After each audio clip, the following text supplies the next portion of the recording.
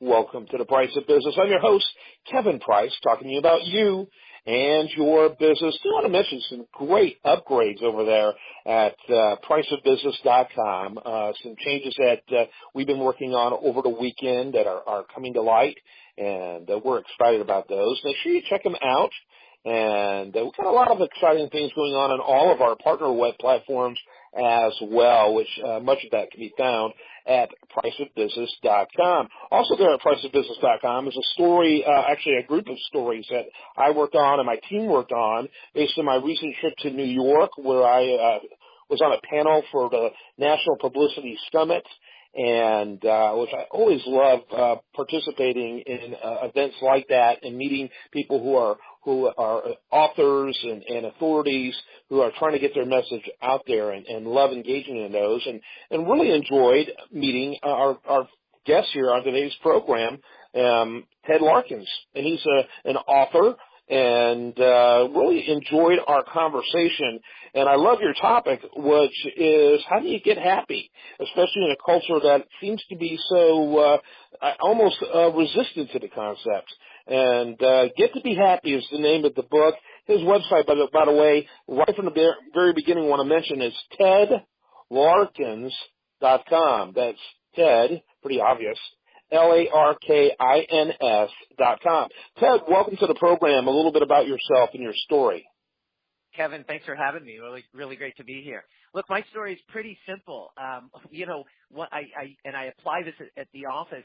You go from the victim of saying I have to, and you step into your power of saying I get to. That's a simple principle that I've come up with, and I apply it across everything. Doing the dishes, I was grumbling, I have to do the dishes. And then I said, no, I get to. And in that moment, compassion and appreciation for what I have in life. And I'll tell you, it's a life changer. Yeah, I think it really is very important. I think most people are raised with the idea that everything is either great or everything is terrible. And we kind of look at things through that kind of prism, and we don't allow ourselves to enjoy the shades in between, and we don't exercise the power of interpreting things the way we want. What's the old saying is that I was depressed as a guy who didn't have any shoes until I met the person who doesn't have any feet. And it's kind of funny, it's kind of funny and kind of cliche-ish, but there's people who can't wash the dishes. They would do anything for the ability to wash the dishes. For whatever reason, they can't. And, so that get-to concept can be applied to almost anything. It's true. And I use it at the office. This was huge for me as I started applying this. And it's really just a habit, Kevin, where you just, whenever you start to say, oh, I have to, I got to play with my kids. Well, wait, I get to. And if you say that deliberately, it really, oh, wow, you have compassion for people that don't get to do that, and you have appreciation for what you have. So I started to say you do it at the office. Boy, I tell you, my team, when I say, what do you guys get to do today? And when they're sitting around, instead of saying, oh, well, this is what I have to do this, and they're saying, well, I get to do this, I get to do that, it really is just a simple shift in the atmosphere of everything that's going on. It's really, really cool. Yeah. So what was your background that made you write something like this? I lived in Japan for 9 years. I was over there bartending, and I got hooked up with a guy that asked me to negotiate the right for James Dean on T-shirts, believe it or not. Japanese guy, he didn't speak much English. Anyways, I called James Dean's cousin, and I negotiated this $10,000 deal. And over another 5-year period, we ended up doing $80 million of James Dean and James Dean products selling in Japan. And I built a company around that. And during that time, I just came to realize that, wow, when I was being successful or feeling powerful, I was saying something like, wow, I get to do this. And I came back to the States. I was traveling by train up to Hollywood, and during that train ride, it was a 4-hour, 2 hours each way. I started to write this book. I said, I'm gonna share this with the world. Tell people, be deliberate about how you're living life. And the book, Get to Be Happy, came to fruition. I published it, and I'm just having some great businesses and individuals alike are just loving it. So most books, this is a really common story now. There's a lot of books out there on happiness, which to me, that's not a bad thing. What that means is that there's a lot of unhappy people out there, and they're looking for various strategies to achieve that. But a wise man, Solomon, once said, there is nothing new under the sun. All of this, almost every new thing we derive from something else. What are some books or ideas or philosophies that inspired you in the writing of this? The biggest one was Eat, Pray. You remember Eat, Pray, Love, Elizabeth Gilbert? That was a big book, maybe 10 years ago. And she wrote, her follow-up book was called Big Magic. And she wrote about her writing experience. Yeah, and I'll tell you, this book, Big Magic, I listened to, and she, at some point, she just said, look, just speaking to the audience, look, if you want to write, just commit. Just commit 30 minutes a day. Set a timer and sit down and do it. And I was on the train, and I listening to her book on audio, and I thought, oh my God, I'm going to do that. And I set a timer, and every day I just started writing. And voila, about a year later, I had a book. It was really fascinating and really fun. It was inspiring, listening to her journey as a writer. Yeah, that's very cool, and everything really comes down to a discipline, be it writing or choosing to be happy.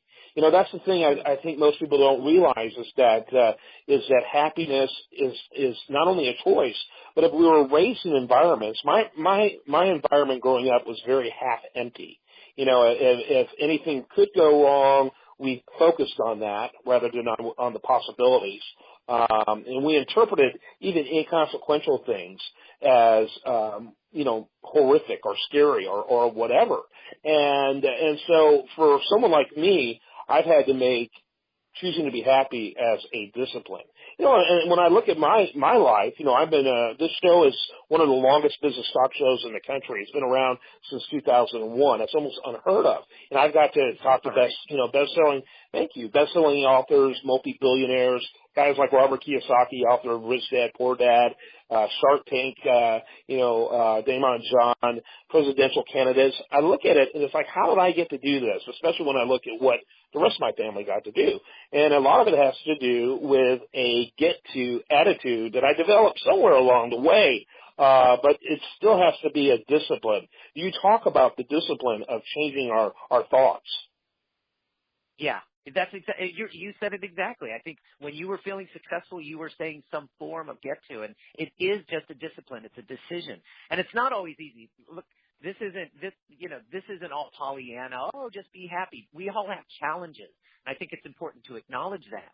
But when you can, just make that deliberate choice to either be happy, smile. Look, even smiling deliberately generates endorphins, and you feel joy. So look, if you're feeling crappy, just smile. Sit there for 30 seconds and smile, and you'll start feeling better. And then use your discipline, use your habit of saying, I get to, and really things start shifting in your life, and you can feel better. Talk a little bit about your coaching practice. Yeah, so I love coaching people. I help people that are, struggling in various areas of life, especially, business executives that are, you go into the office and you get into the atmosphere that's really, just drive.